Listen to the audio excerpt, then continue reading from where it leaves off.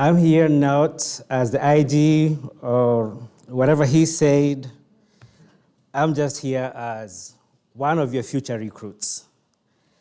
I happened to be talking to the sergeant major of the battalion that's training you, and I shared my story, and he said, you know what, go tell your story. I did not even know I have a story. So hopefully the story helps you. What the introduction failed to tell you is that I'm a wannabe failed comedian, so please feel free to laugh at my dad jokes if I have any. I laugh at myself a lot, and maybe that's something that will help you as a recruiter. Sometimes, like he said, I was born in Kenya, so sometimes I'm preparing a presentation for the general or for the commander, and I tape myself. And I promise you, sometimes I go through the tape and I cannot even understand what myself I'm saying. So it just happens. Well, but I guess if you can make a room of people laugh, you can recruit anyone. Assuming that you've been given a brochure that you'll take home that will promise, adventure, friendship, a chance to jump out of planes, like make something look like a holiday camp, or like a menu in a fancy restaurant, but really you are selling the idea of somebody sleeping in a tent in the middle of nowhere. So, yeah. But in all seriousness, what you do is really, really important to the Guard or to the Army. I used to be a pharmaceutical representative, not a drug rep, not the one in the street. And I thought my job was hard, but I didn't know it would be hard enough. You really have to sell to somebody that waking up at 5 a.m. to go do PT is as good as waking up in a resort or like doing yoga. That's hard.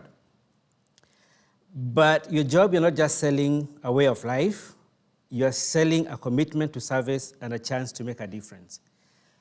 And I can tell you, we've been walking around the campus and talking to students about what the ID does or what the other special staff do.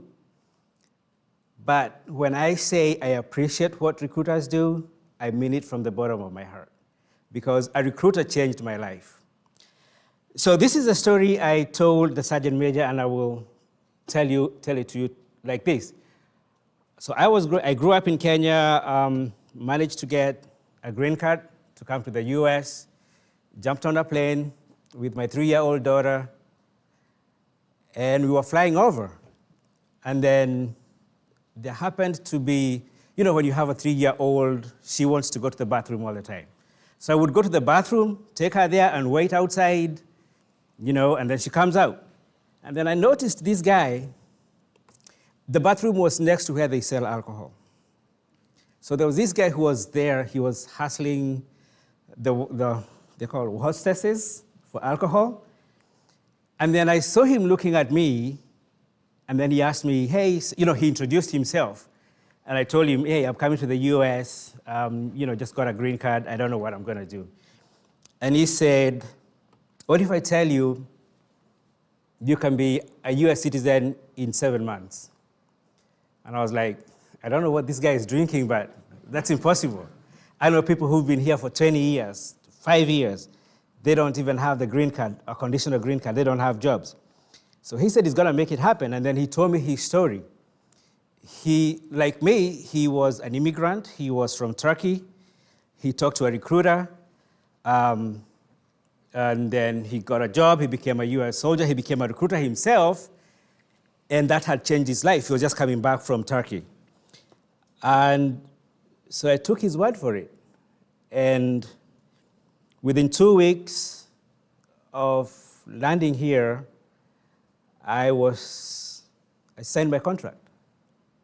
And I was shipped off to Basic, and then I went to AIT in San Antonio, and like he had told me, 7 months, I was a US citizen. I had my passport. And when I went back home and I was telling people, hey, I'm a US citizen, they couldn't believe me. They thought I was kidding. And they wanted to see that passport, and I was parading it everywhere. So that is the kind of impact that you have on people who have dreams to make their lives better, but they don't know where to go.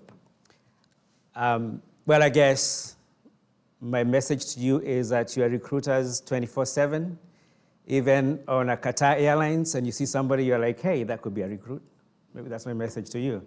Like, you're recruiters 27. And as much as he was hustling for a pint of beer, I could see he was a very disciplined person. And my life in the military has been on a very different trajectory, like your instructor said. So what you do makes a big difference.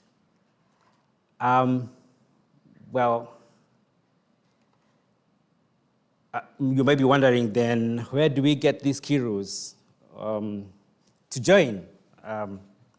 Well, Qatar Airlines is one of them, I guess. You can go to the airport and get some people. But I was doing some statistics when I was looking at this.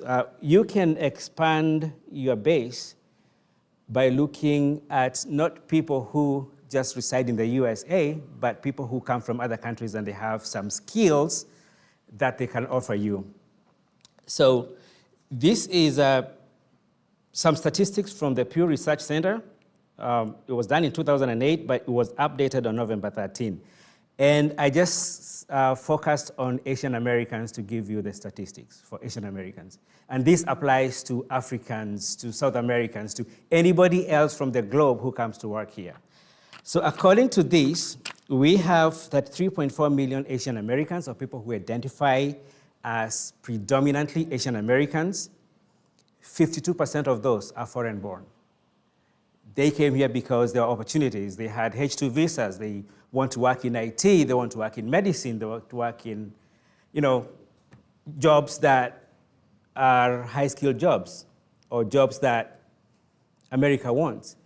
So, and if you look at that, then if you break down the Asian Americans, the 32 million of them, they have different subdivisions. So it's not just one Asian. So you have Cambodians, Filipinos, Indians, Bangladeshis, Vietnamese, Koreans. So different subsects. And each of this group, they have small communities. They go to the same church. They go to the same schools. They have the same interests. I'll give you an example. Like for us, Kenyan Americans in Maryland, there are about 2,000 of us.